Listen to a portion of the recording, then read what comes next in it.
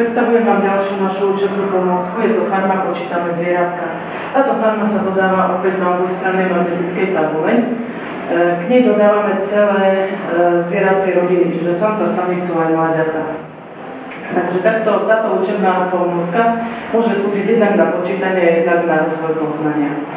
Zároveň sa tu dá precvičovať aj priestorová orientácia. Na tabuľu sa dá opäť písať alebo kresliť fixom ako na magnetickú tabuľu, potom sa to dá zmapať. Čiže tu na tejto strane magnetickej tabule sa deti učia počítať, ale aj s tým úber príde okoľko viac, okoľko menej,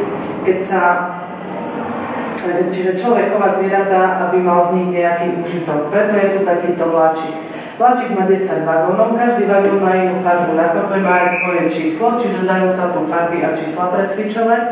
Dole sa dáva zvieratko, ktoré na farme vyrástlo, a hore kartička s úžitkom pre človeka, ktorá je súčasťou učebnej pomôcky. Keď sa deti naučia na prednej strane tabule počítať, tak sa otáča tabula na druhú stranu, kde je tzv. Skúška správnosti, kde pani učiteľka dáva základný počet číslom, dá menej okolko štvorčekov, viac okolko štvorčekov, no a deti hľadajú kartičky s daným počtom zvierat. Ďalšie využitie tejto učebnej pomôcky je na priradzovanie počtu, čiže počet číslom a deti hľadajú kartičky s daným počtom zvierat.